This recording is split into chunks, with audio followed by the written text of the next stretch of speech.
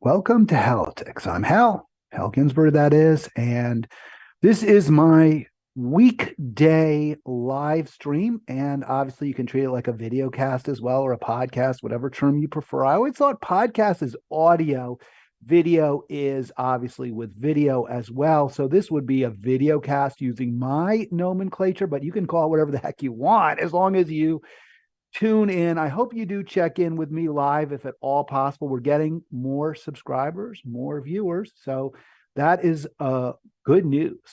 That is good news. It is what, March 16th, 2023. And I am not going to be doing a program tomorrow. Today is Thursday. Friday, I'm off. I'm actually going up to my old stomping grounds, Westchester, New York, where I grew up, because sadly, one of my very close friends back to grade school, going back, has suffered from the loss of his dad. And I'm going to go up there to see the family and offer my condolences. So I will not be able to be on tomorrow, but I guess that gives me a long weekend in front of me, and you as well, if you are a regular viewer to this program. I hope you'll join me by phone. You can do that, and I'll put that phone number on the screen, the Halitics Oval, as I like to call it, which will tell you who I am, when I'm on,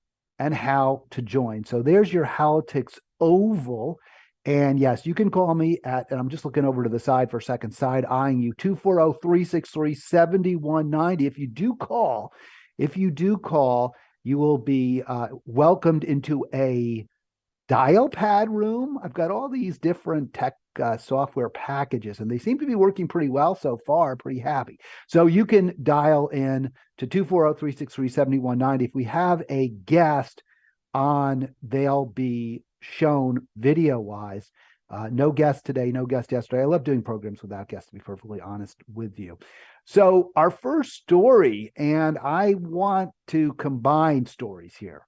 So the progressive Democrats have already endorsed Joe Biden for president in, what is it, 2 years? No, next year, right? Next year. Yeah, it's 2023. Wow.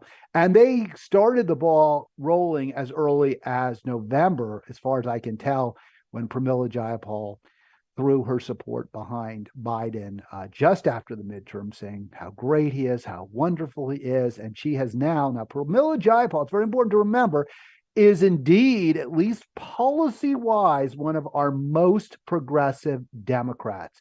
She is the leader of the Medicare for All caucus. She is also the chair, the president of the Progressive Congressional Caucus. So I would assume, I think it's fair to say, she speaks for the progressive wing of the Democratic Party.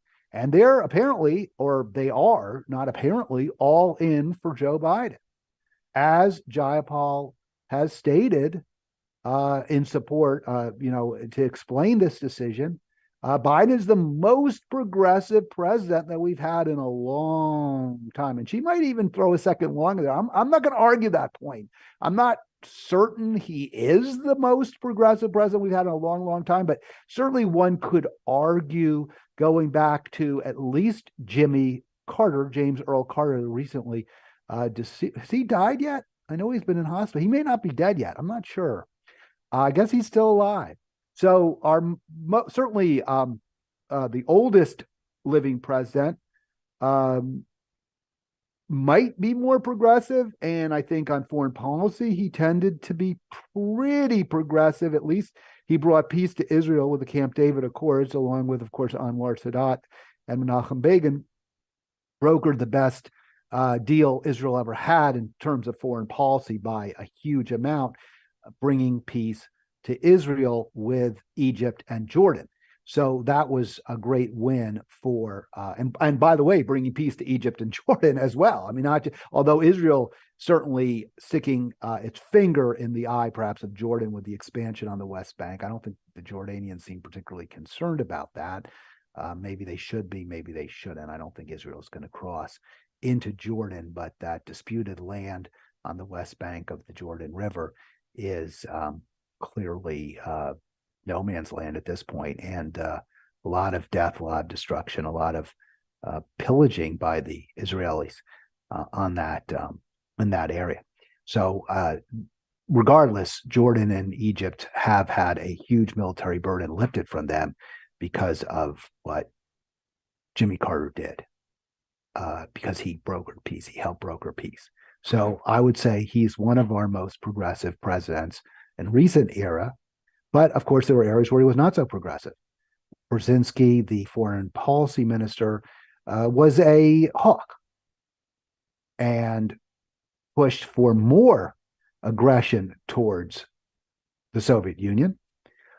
Also, Carter was somewhat of a neoliberal, did not side with unions, at various times pushed for liberalization of regulations, deregulation, which hurt working people in this country. So Carter maybe most liberal, most progressive in recent memory. Certainly LBJ would be the one I would pick as the one clear-cut president in recent years who's been more progressive than Biden. Now, this is hardly an endorsement of Joe Biden. That's the point. The point is, if he is the most progressive president, the bar's incredibly low. You had Obama, who starting out doing a few things right, most particularly pulling us out of Iraq, then went back in. Accelerated or, ramped up our activities in Afghanistan, our military activities, and also went into Libya. So, and that's just a thumbnail sketch. There's so much more that Obama did that was regressive, not progressive. Likewise, President Clinton, not a progressive.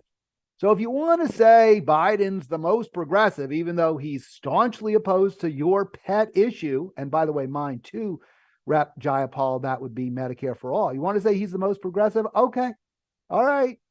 Even though he didn't push hard for the $50 minimum wage, only forgave, $10K in student loans, leaving many with hundreds of thousands of dollars in debt, has never taken on the credit card industry, which he helped build into the behemoth it is in this country, Joe Biden being the senator from the state of Delaware, the credit card center. So if you want to say that's our most progressive president, okay, I won't argue with you. Maybe it's true. I'd hardly say he's a champion. I'd hardly say he's on the side of working people. And I don't think the Progressive Caucus should have endorsed him at this point. I don't think you have to endorse anyone. This, by the way, is reflective of and emblematic of exactly why we need to break away somehow, and I don't know how we do it in our winner-take-all system with money so powerful. It's aspirational, but we've got to have a third party somehow, a viable third party. I do believe in the Greens, but as long as our most progressive legislators, people like Jayapal, people like Ro Khanna, AOC, vote that to declare socialism, whatever they did, so we're against it or something, a diehard opposition to socialism, even after they endorsed the progressive socialists, the Democratic socialists for president in 2020. They're saying socialism is wrong. Even when they're voting in lockstep for Hakeem Jeffries, these are still our most progressives, and they are clearly showing that we need a third party. That you cannot be in the Democratic Party and be on the side of the people. It just isn't possible. It just isn't possible. Now, one of the questions you may ask yourself, and I wouldn't blame you for doing this, is how, all right, you're kind of entertaining.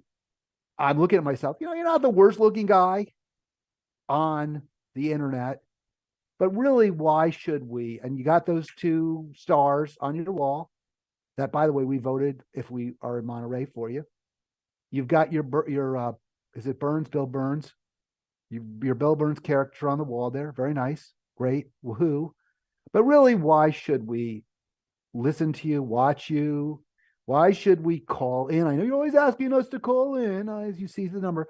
What's so great about you? There are people like Brianna Joy Gray, Jimmy Dore, who we think maybe they're more entertaining than you. Maybe they're more knowledgeable. So what are you bringing to the table? Well, first of all, you can call me, you can talk to me. That you can't do it with them. It's much, much more challenging. But I also think, I really think you're going to find somebody who's just a little more progressive, who's just a little farther to the left. We're going to get to Brianna Joy in just a little bit, but I want to, because she had a really interesting interview with Congressmember Ro Khanna just yesterday or this morning. It was released. I'm not sure. I'm not going to play all of it. Obviously, you can go to her channel if you want to see what she has to say. But I want to draw a real, what I think is a relatively sharp distinction between BJG, Brianna Joy Gray, and myself, and how we do politics, and why I would say for that reason, you might want to tune into, you might want to, not saying you shouldn't listen to her, not saying you shouldn't watch her show, because I like Brianna Joy, but why you're not going to get everything from her that you're going to get from me, and vice versa. So I want to just again, why do I think, and I'm going to play a video too, but why do I think the Progressive Caucus should not be endorsing Joe Biden if he's really our most progressive candidate ever, or president in 40, 50, Carter resigned or was voted out in 80. So that's now 43 years ago. He left office in 81, so it's 42 years ago. And you got to go back another 15 years to get to, or 13 years, whatever it is, to get to 12 years to get to LBJ. So we're saying 50, 60 years, 60, 40, 50 years back to find a president as progressive as Joe Biden, admittedly not very progressive. Under those circumstances, why shouldn't, why shouldn't the Progressive Caucus endorse Joe Biden? Well, here are just a few facts or details from the NBC article on this. His approval ratings are low. In other words, people aren't real happy with him. The economy is not doing great, and obviously nagging concerns about his age. He's already the oldest president in history, and if he runs for and wins re-election, he would be 86 at the end of his second term. Now, if you remember, Reagan was in the throes of Alzheimer's, and I think he was 10 years younger. Was he not? Maybe he was in his late 70s. But he was quite a bit younger than Biden, significantly younger when he was president. Biden has already shown age slippage. And the alternative, his vice president, clearly is not ready for prime time. Kamala Harris. Any other options are as bad or worse. Mayo Pete, not a good choice. That's Biden's choice. Not a good choice. Kamala Harris, not a good choice. So the question then is, given these facts, given that we've got more than a year, what is it? The primary season's it's less than a year now, but why endorse now? Why come out now? Why not go to Biden and say, look, you haven't been as bad as we feared you'd be. You're hardly great, but you haven't been as bad as we thought. Why doesn't Ro Khanna or Jamie Raskin from Maryland, why don't you go knock on old Sleepy Joe's door and say, hey, you haven't been as bad as we thought, although like the war. He got us out of Afghanistan. That was a Trump policy that was good. He has not reversed some of the Trump tariffs. That's a good thing. Biden's not the worst. Again, he hasn't pursued awful free trade deals. That said, he just opened up the Arctic for massive drilling. So, you can go glass half empty, glass half full, but we need better than glass half full. We need better, much, much better. And until we know if there's going to be any challenges, hey, let's hold off. Let's get some, or at least demand concessions before we endorse this guy. And for whatever reason, I guess they're afraid. Were they shown the instruments if they don't endorse Biden? I really don't know. But they're not going to do it. They're not going to demand anything, just as they didn't demand anything from Pelosi when they voted her in as speaker. So the Progressive Caucus is not your ally. They're not fighting for you.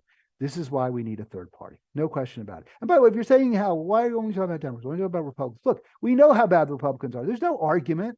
If a Republican calls me, I might try to find common ground with them. But of course, they deny the climate crisis, the climate cataclysm, the greatest challenge probably we face as a species, not individually, many of us just trying to survive till tomorrow, but the climate cataclysm, obviously, as a species, and incredibly threatening to thousands, maybe millions of other species. Republicans don't even acknowledge that it's happening. So, I mean, that's absurd. That said, is it any better to say, yeah, I'm a member of the reality-based community and I support more free trade, which is a community destroying, planet burning activity? I mean, what's the benefit if you acknowledge the truth, but then you perpetuate a system and you even exacerbate processes that are making the whole circumstances worse? All right, let's get to Brianna. I'm going to get to Brianna Joy real quick because I think this is a pretty interesting interview here. If I can, let's see, where is I had a slide thing. This is so frustrating. I'm going to go crazy here if I can't see my slide deck. I guess this is what I have to do because it is a video. So I'm going to just get this up nicey nice. And it's interesting what on Bad Faith, that's her podcast, Brianna Joy chooses to focus on with Congressmember Khanna, who I don't agree with, I think basically she runs rings around him, but I give him credit. He does go on. He does take it. And that is something that virtually no one else in Congress will do, is go on a truly progressive program. They'll go on the hard right shows. They'll go on the moderate candidate shows, the moderate shows, CNN, MSNBC, the economically liberal programs they'll go on. They will not go on progressives. For example, and let me stop it there before we get to it. So Bernie wouldn't go on Jimmy Dore. Never. AOC won't go on any of these programs. So let's give credit where due. Ro Khanna goes into the lion's den. Now, Brianna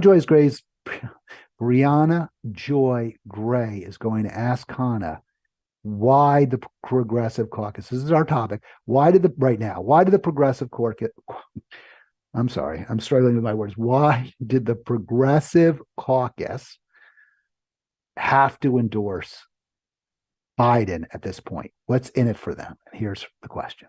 Then gained, Representative Khanna, what is gained? Because by you not endorsing a candidate that's like that now, or not articulating at very least that you're going to sit out of it because Biden does not rise to the level of those stated ideals or those policy objectives that are so core. And maybe you don't believe that, let's say, someone like Marianne Williamson has a viable chance of winning, but at least an acknowledgement that on paper, from a policy perspective, she checks off all of the boxes of the policies that you just listed. All right, so that's the question. And I want to just get to a couple points before we talk about Williamson, because that's where I'm going to distinguish myself very significantly from a host that I have great respect for, Brianna Joy Gray. But when she said he doesn't check all the boxes, this is a guy, meaning Joe Biden. And the question to Khan is, why are you endorsing him now when he clearly has demonstrated he doesn't support the core principles of the progressive movement, including Medicare for all, including an end to student debt, including some kind of education, higher education that is cost-free for all but the most affluent Americans. He doesn't support higher taxes or much significantly higher. I mean, Biden's been kind of okay with proposing higher taxes on the rich, but none of them, no Democrat is anywhere near repealing the Reagan tax cuts and going back to a 70% top rate, or even better, where we should be in the 90 plus range. None of them.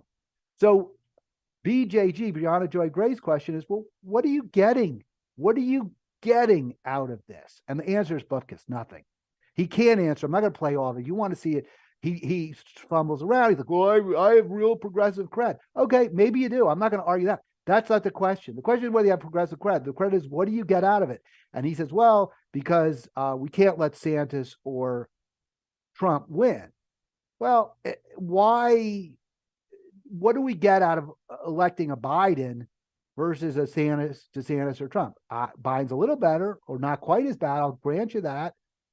But in the end, a neolib, neocon like Biden is only creating the conditions that give rise to demagoguery like Trump's, to the kind of immigrant hatred you're seeing from DeSantis. So again, great question. What are you getting out of it? And his answer is, well, yeah, we got to defeat Trump. And she says to, and he's not as bad as we thought he'd be, and he's been the most progressive president since I don't know when. And she says, well, okay, fine. Why then do you have to do it before the primaries? You can still endorse him if he's going to win the primary. You can endorse him in the general. You don't need to endorse him now. And again, it's a great question.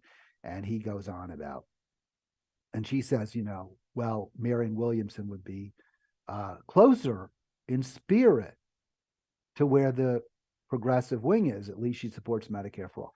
Now, I want to just say, here's where, and I never got this with Brianna Joy Gray. She seems to really like Williamson. I don't get that. I mean, that is not she is not, Marianne Williamson is not a progressive. Marianne Williamson is not a candidate that I think progressives should be getting behind. And if you want to say, well, she's better than Biden, I'm going to go with, I don't know that she is. I'm going to say, I'm not sure of that.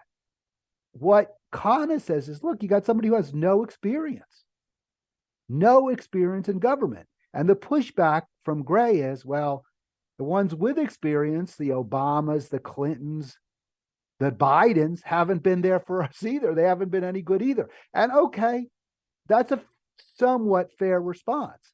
I think it was a fair argument to say we didn't need somebody with as much experience as Hillary Clinton had when she was up against Barack Obama, because he had experience too. And maybe he didn't have quite as much, but neither really did she, except as the first lady of Arkansas and then the first lady of the United States. So I get that we don't need somebody who's been in Congress for 40 years like Joe Biden was to elect, or 30 or whatever it was. I guess when we elected it was 40. We don't need that. Yeah, it was 40. We don't need that. But I don't totally discount experience. I don't think it's meaningless. I don't think it's irrelevant.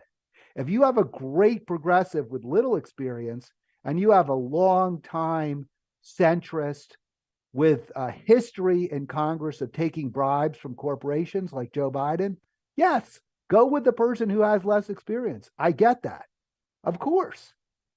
But what if you have somebody who doesn't have any experience at all, except writing self-help woo-woo books that are not even reflective of real understanding of psychology, psychiatry, whose real claim to fame, who originated as an Oprah book choice? I think that's right, by the way. Somebody, by the way, Oprah, who has a terrible track record of promoting people like Dr. Phil, Dr. Oz. I mean, this is not somebody that we should be going to for our political decisions. But again, if Marianne Williamson were a true progressive, I believe she were truly on our side, I'd say, okay, yeah, probably better than Biden, even with zero governmental experience. So is it fair to say that? Is it fair to say she's a progressive? Here's what she published at her site, Transform with Marianne Williamson, The Tragic Conundrum of Ukraine, what the U.S. should and should not do. So is she going to say we should not be there? We shouldn't be giving arms to Ukraine? We shouldn't be fomenting endless war? Because if she says that, I'm going to be like, oh, good, yes, I like it. Is that what she's going to say? And she starts off, look, hey, I know history. Vietnam was a mistake. Iraq was a mistake. Afghanistan mostly was a mistake. They're all examples of military malfeasance. Okay, yes, you got it. But, and this is what you always hear, by the way, this is what you always hear. Oh, we may have made some mistakes in the past, but we can't have Munich. We can't have Czechoslovakia again. That's always the argument, right? You go back 80 years, 90 years to Munich. What is it? 85 years now, 85. So Munich was terrible. Chamberlain appeased Hitler. Chamberlain waved the white flag and said, come on in. He basically gave Hitler Czechoslovakia. No one on the left is saying we should give Ukraine to Putin. What we're on the left saying is we should be doing everything possible to avoid an endless war in Ukraine, including we shouldn't be handing them arms. It's a corrupt regime. We instigated as much as Putin. We provoked this war. And there are alternatives. Most importantly, the UN, the United Nations. Now, I went through this piece by Marianne Williamson. She hasn't mentioned the United Nations is not in it.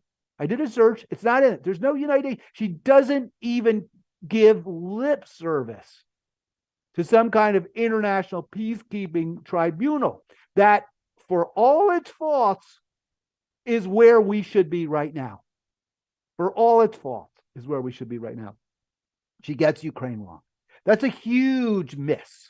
That is a huge swing and a miss from someone who's non-gun. She doesn't have to appease the Democratic Party. Plus, why is she running as Democrat? Well, why not run as a third party? Because the Democratic Party is where, I won't say good ideas go to die. It's where good people go to become corrupt.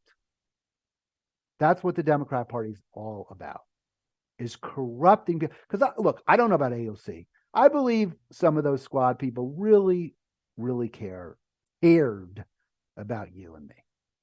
And I don't think they do. I think the party has sanded off all the rough edges, and they're just there to follow orders and keep their seats warm.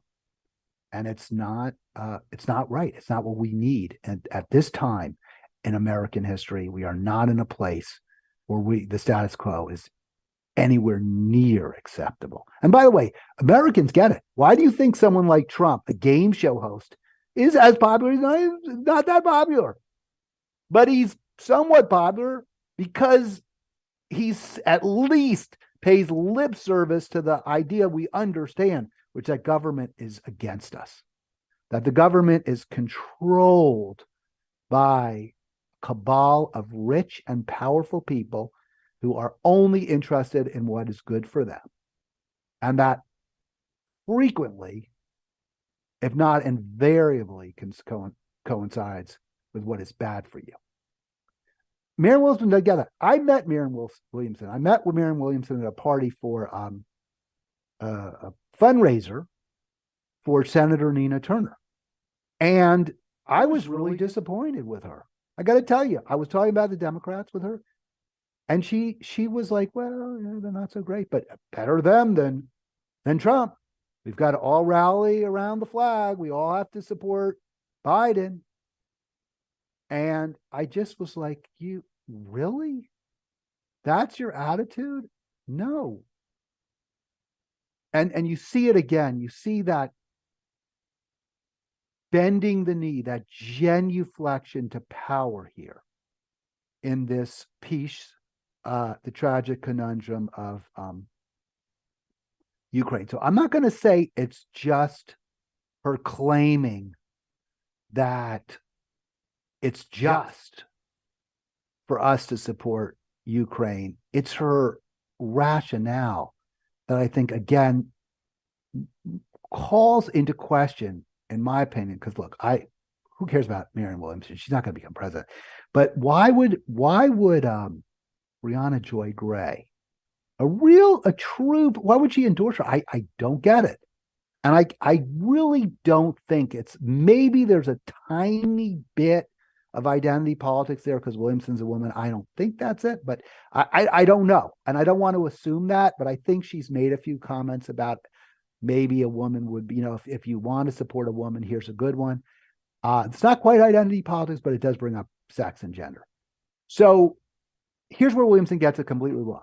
So she says, well, when someone like me says, and I do say it, we're burning billions of dollars in Ukraine. We're flushing it down the toilet. We need that money at home. She says, well, this is a false choice because even if we weren't fighting in Ukraine, we wouldn't be using that money here. Well, I sort of think that's true, but the war is a good excuse for Democrats and Republicans to claim poverty. We can't do anything else. We don't have the resources to help poor, struggling, and working Americans. It's a good excuse. It may be true that even without the war, that money wouldn't be going to help people. But now it's going to kill people. So that's worse, first of all. And second of all, it does provide a handy-dandy, all-encompassing excuse for the politicians who want to deny needed help, needed support, a needed tight safety net for everyone. It provides them with a handy-dandy excuse. Oh, well, we got to fight for freedom. We got to stop the Soviet Union, or Russia, right? So that's one area where she gets it wrong. It's also a massive driver of an enormous government deficit, which Republicans claim, with some justification, we need to cut back, right? I mean, we are spending far more than we take in as a government. Their argument is we need to cut back. Some spending we should. They're right. We should cut back the Pentagon budget. We also, though, need to raise revenues to guarantee everyone in this country a decent life from cradle to grave. But because of the money that we're wasting in Ukraine, in this endless war footing that we're in, I mean, there's always a war somewhere. So Afghanistan ends, now we're in Ukraine. That war is an excuse not to spend money at home. And she gets this wrong too. The battle for America's economic soul exists separately, though tangentially, to our foreign policy demands. FDR passed the New Deal, and then she says, and he led us through World War II. Let me see if I can get that whole quote up there. All right. Totally false analogy. Complete BS. I mean, it's true that he passed the New Deal, and he did lead us through, meaning Franklin Delano Roosevelt. That is true. But our economic soul does not exist tangentially to our foreign policy demands. In fact, in both the fight for the New Deal and to rescue America in the depths of the Depression and fighting fascism abroad, FDR was making our soul a little healthier, a little better. Not in every aspect.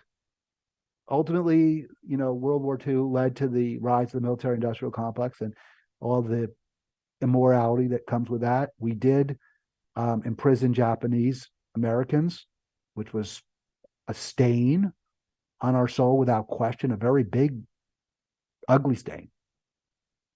But in the end, fighting the Nazis, fighting the Japanese Empire was the right thing to do. And it coincided with, right. I mean, the military at that point actually began to integrate. It wasn't at the beginning of the war, but as we fought that World War II, the military began to integrate. And I think by, the 50s in Korea, we were pretty well integrated, if not completely.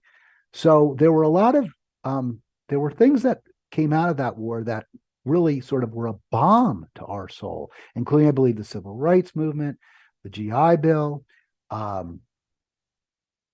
greater equality, and the same with the New Deal, of course. This is the opposite. This war, like our war on Iraq, where we tortured people, is making us less soulful, more soulless. So Williamson just is completely off base here.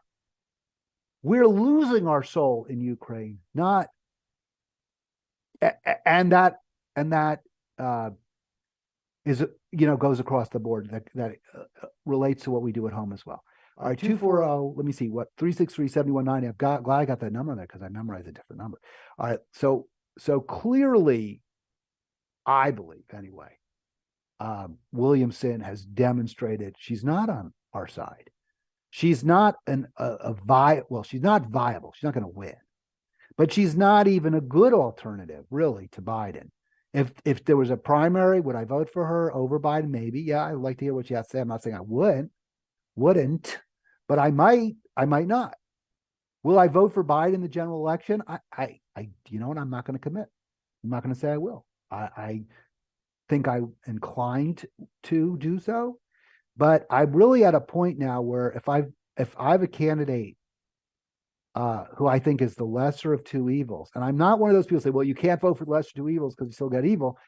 I'm with the mindset that if I'm going to vote for the lesser of two evils, they better be a lot less evil, right? There better be, you know, I don't know that I want a Hitler Stalin. It better be, well, I mean, maybe because if you're talking about purest evil, but Stalin was really evil too. I mean, there has to be a real significant difference between two candidates if I'm going to vote for the lesser of two evils. And I don't know that I'm there with Biden. I might be, because again, Biden, well, we're not at war in Ukraine, and I can't send these little balls. You can see them on my sweatshirt. We're not at war in Ukraine, so that you got some help there. All right, so let's move on to our next story. By the way, 11:37. I'm going to be done here at a little before noon, I hope. If you want to join me, I'd love to take your call. Remember, no show tomorrow, not on tomorrow. So we'll be back on Monday. This is another story. This is from your paper of record, the New York Times, and Mr. Blow, Charles Blow, saying Donald Trump must be prosecuted. Well, I think there's grounds to prosecute Donald Trump. I've been called a Trump apologist and Trump defender. Sometimes I do make apologies for Trump. I think he's been unfairly treated in some areas. But I'm good with prosecuting him. And I even think the argument for prosecuting him, there are some legitimate ones. I think he'd be good. And maybe Blow's going to talk the same place as I'm. Is there something about the way he locked up families at the border that was illegal?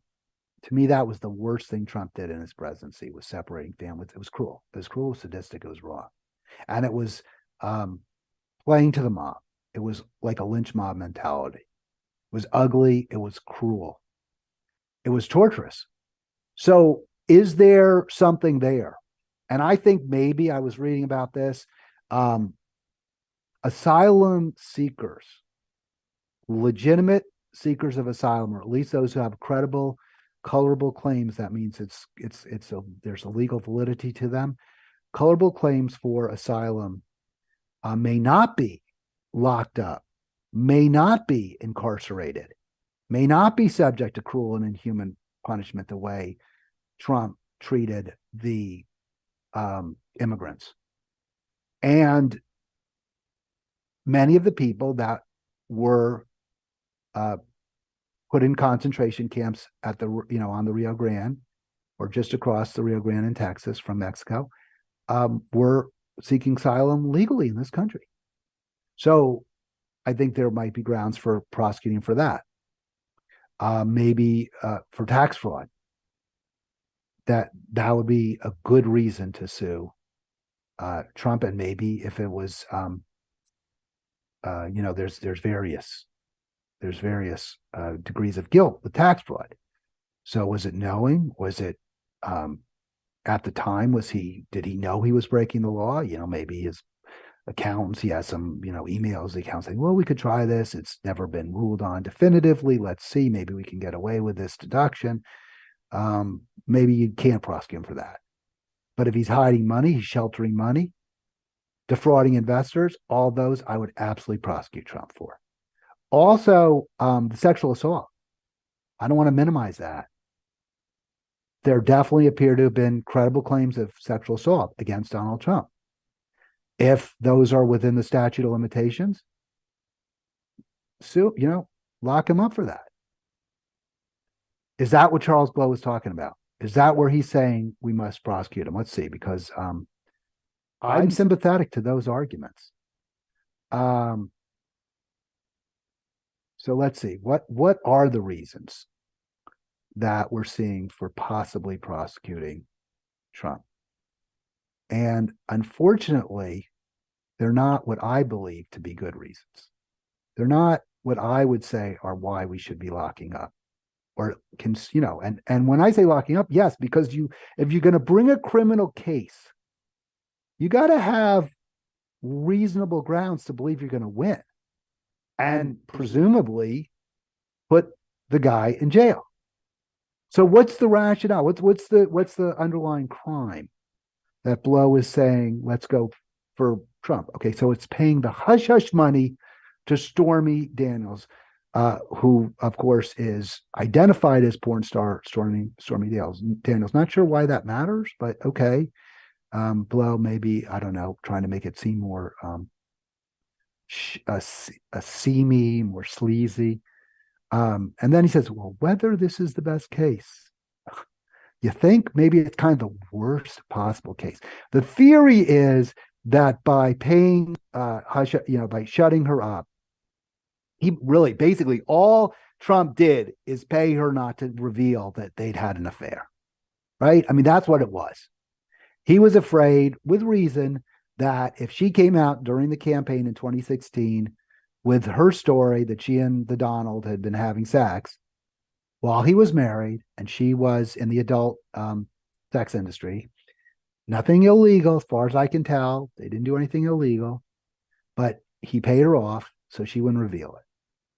And that's not the illegality, right? It's not that the Manhattan District Attorney's Office saying, well, you illegally paid Stormy Daniels. Why is Stormy? There was a guy, Storm Davis, who was a pitcher for the Baltimore Orioles. Maybe I'm confusing Storm Davis with Stormy Daniels.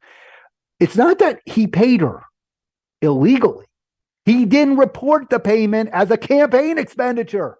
Who the hell thinks of that stuff? I've worked on campaigns. You do the best you can. Everyone makes mistakes with campaign spending. It's a campaign expenditure because we use the money to help elect Trump. All right, it's true. I guess technically there's a violation there. Whoever is prosecuted for that, it's absurd. It's the worst case. So why is this where the criminal charges are being preferred, if they're preferred? They still haven't been, and I'm still skeptical they will be. Hey, if you want to prosecute him, and by the way, now I got Art calling in, so I want to get to Art. But the point is, and let me see if I can unmute so Art can hear me. I think you can hear me now, Art. I'll get to Art in one instant. This is the worst case, but the reason why they're bringing it is because if you prosecute him for the really bad stuff he did, then you'd have no excuse for not going after W. Bush, for torturing people, for Obama, for droning American citizens and spying on us. If you want to prosecute him for the, for graft, for basically saying to foreign potentates, if you come to the U.S. and you want some favors, you better stay at my expensive hotel. That's illegal. This is just a mere bag of shells. And it's because if you really went after Trump for the bad things he did, you'd have zero excuse for not going after the Democratic presidents as well. Let's go to Art. Hey, Art, welcome to the Halitics Live program. You knew who it was. It was a caller ID. The most hated man on Hal Ginsberg Facebook page. Well, I think you're vying with me for that honor, if you will. I'm pretty despised as well. How many times have you been called a right winger for protesting this war in Ukraine? Listen, the Republic. What are you going to say? I'm a policy guy. If I vote on policy, and the Republicans aren't quite as bad on Ukraine as the Democrats. Every friggin' Democrat has voted to fund this war to the hilt. Well, I'm an anti-war guy. And what am I going to say? Now get this, Tucker Carlson is the only pundit on television. Of course, they all suck, you know that. But he's the only one that's speaking out against the war. Sean Hannity, that piece of crap, is still out there promoting war. The rest of them on all the MSNBC, and it's insane. I don't even recognize the Democrats anymore. I stood out there with you guys protesting the disgusting war of George W. Bush, and as soon as he left office, all the Democrats disappeared. And I'm like, well, what's going on? Yemen, Libya, and the war and I loved Obama. I voted for him. I wanted him in. I still probably my favorite president. But what was going on? They're being led by these neocons who are now Democrats. Bill Kristol is a Democrat now, and he's giving these people foreign policy advice. We're on the verge of World War III. We have problems here. We've given the Ukraine $150 billion in the middle, as he's already printed all this money for this coronavirus, and now we're going into trillions of dollars. I mean, I'm laughing at the way you're presenting this, but it's not funny. It's just, what else? You got to laugh, right? You got to dance to keep from crying. You got to laugh. It's just awful in every respect. And so many people that and I don't want to insult people, but look, and they're brainwashed. They're brainwashed by the New York Times. They're brainwashed by the Washington Post. They're brainwashed by MSNBC, and those media outlets, especially the newspapers, they're kind of shrewd. They don't come out with the blatant lies the way Fox does on occasion, but their entire MO is to pit poor, struggling, working class people against each other, and thereby supporting the military, the Mike, and the plutocrats. And it's awful. It's horrible. What do you think? Couple of quick questions, Art. Hey, how do you like the new program? I don't know how much you've been following it, but I'm kind of talking to you. I'm figuring you and I are most simpatico in a lot of ways when it comes to views. So we're the only two Democrats, and I'm questioning my Democrat status, but we're the only two Democrats that are still speaking out, going, wait a minute, Trump, as bad as he was, at least he tried to pull us out of the Yemen and Afghanistan. He actually did that. And the way Biden is a wreck. He is the worst president. I can't even imagine. He's just terrible. But the Democrats are right there with him. So I mean, I don't know what to say. It must be the neocons. That's why I couldn't vote for Hillary. That's where it started. Hillary Clinton, the worst Secretary of State ever, created the largest refugee crisis in the Middle East with their bombing of everything, getting foreign policy advice from Henry Kissinger. Jesus, where's your red flag? Oh, and bragging about it, and bragging on Victoria Nuland, who's just a warmonger. So Art, what do you think of the new? Listen, I'm going to go back. You dodged my question. If you're going to go nuclear on me, go for it. How do you like the new live stream here, Halitics? You're the only ally I had, Hal. Everybody thinks I'm a right winger. Well, you got some other programs out there, but even there, look, I love Brianna Joy Gray. I know you watch some of her stuff too, but here she's going with this Marianne Williamson. I don't get that one, man. I just don't. What's going on that, Hal? Well, I played earlier. I get up in the morning and I kind of like, I'm in bed, so I usually catch you at the end of your show. And I wasn't sure how the time lapse would work, so I decided I'd just try to call you to see what you can watch. I want to let folks know, first of all, if you definitely subscribe to Halitics. You don't have to be a subscriber to watch, but I want you to subscribe. I know you do. I'm just telling the listeners and viewers. I'm telling the viewers, please subscribe, like the videos if you like them, share them if you can. All that's really good. You don't have to watch me live. It's a little confusing on YouTube, and I'm really irritated about this. It makes it tougher. But if you go to my Halitics page and you click live, there's a bunch of tabs. And the main tab only shows videos I've uploaded after the fact. It doesn't show live ones, but there's about 10, 12 live videos in there that you can also check out. So that's the way YouTube works. If you subscribe, you'll get notices, but you can see all of them there. You don't have to watch me from beginning till end in one sitting when I'm live. You can watch at any time. You can come back later and you can comment. And if you comment like Jeff has commented and others, I'll get your comments on the air. What I'm really annoyed about with Brianna Joy Gray, as much as I love her art, is that she is kind of all in for Marianne Williamson for president. And Williamson's a warmonger too. She came out with this article saying how we need to be in Ukraine. We need to be helping them out. And if we don't continue to support Ukraine, then it's the end of Ukraine, which is a false choice. It's a false choice. There's other ways we can try to prevent. And in fact, Russia has been prepared from the beginning to a ceasefire. We haven't pushed them to it. I know they're bad. Putin's bad. These are bad people. But that doesn't mean we need to be fighting on this war. Russia has shown great restraint. And I'm telling you, the Biden administration blew up that Nord Stream pipeline. That's an act of war. What is wrong with this administration? What is wrong with our government? Now China and Russia are teaming up. Yes, they are. It's corrupt. It's you know what it is? We're right now living in 1984, Art. We've got Eurasia, Oceania, and East Asia, and they're in perpetual war. And the benefit, and this is where Marianne Williamson got it completely wrong when she says that the battle for our economic soul, and let me just put this back up so folks can see this. And this is why I'm really annoyed with Brianna Joy Gray. I'm not really annoyed. I mean, she's great. But why am I different?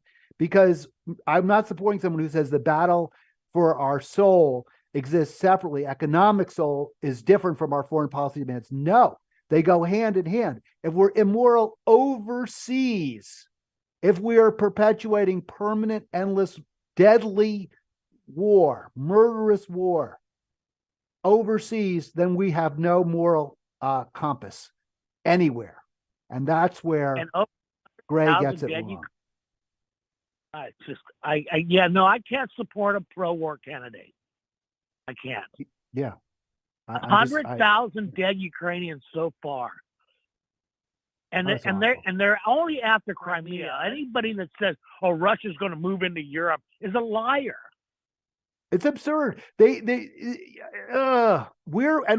to a great degree responsible for poking a stick in the Russian bear's eye over and over and over again. I absolutely agree.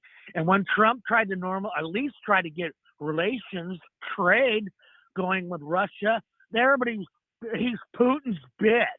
I mean, what kind of a moron would say that? You're spot on. I really appreciate your checking in with me. It's great to chat. I want to say through you to all my great friends in Monterey, I miss you guys, love you guys, and I hope we'll talk again soon. Oh, and now before you let me go, let me just say, Arlen Grossman, I love the guy. And I know we've been battling it on your Facebook page because we disagree, but please, Arlen, and everybody out there, and call in. We need to talk about this. You've got to rethink your stance on Ukraine. We should be negotiating peace. Dennis Kucinich, he was my guy that I wanted before Obama. He said, strength through peace, not peace through strength like the Republicans like to regurgitate. Peace is our strength. We need to rethink this thing. We need to get the hell out of Ukraine and negotiate peace with them and negotiate peace with Russia.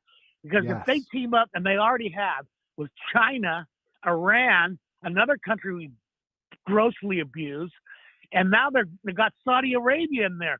Now they're trading in their yen and ruble. We're going to lose our status as world reserve currency, and then all that inflated money's coming home to roost, and the dollar's going to be as worthless as the Venezuelan bill. I forget what they call their money, but that's what it'll be. Is it?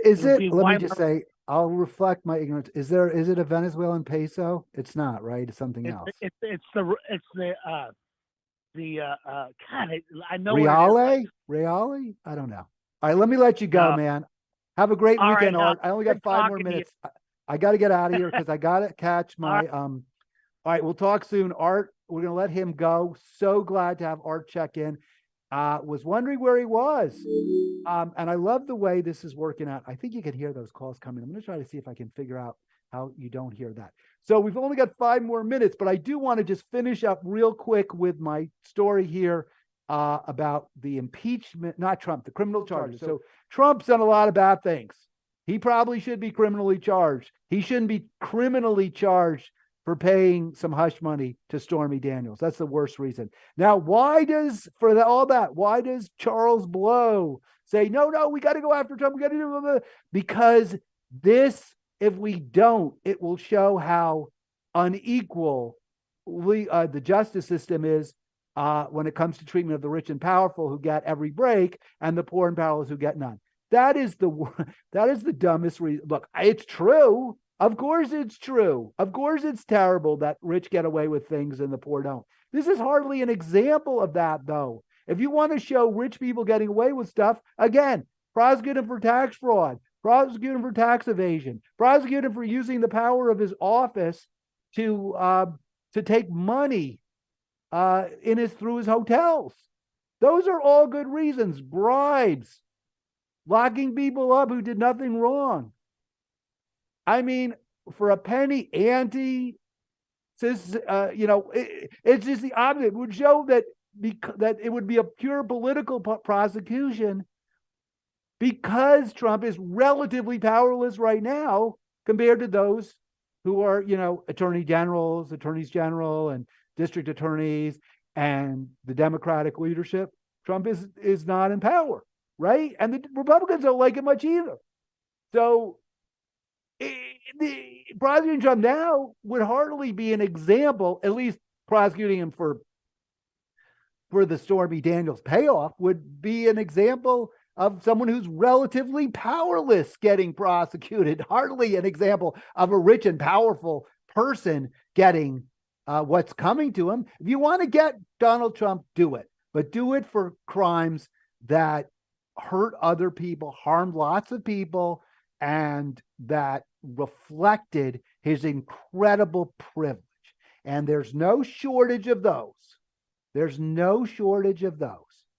That's why you prosecute. The problem is Democrats do exactly the same thing in many cases, although I don't think there was, what is that? There's a constitutional, not an amendment. It's in the articles at the beginning. You can't, emoluments clause, right? The emoluments. Okay, so that's a good example.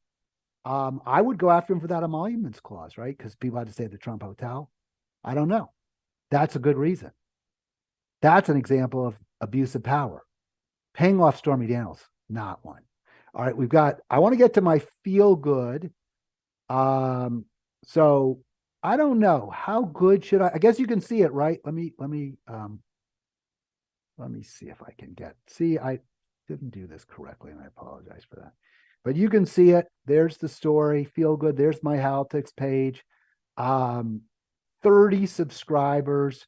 Let's bump that up. All right. So I think I've been doing this for about 2 weeks. I got 30 subscribers.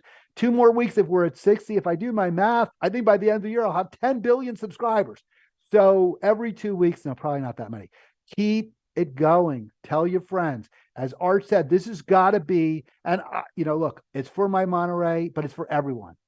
We're here to do what you don't get to do with Jimmy, what you don't get to do with Brianna Joy Gray. You get to have a real conversation with a real person talking about real progressive politics. And on that note, have a great weekend. I'll be back Monday, not tomorrow, Monday.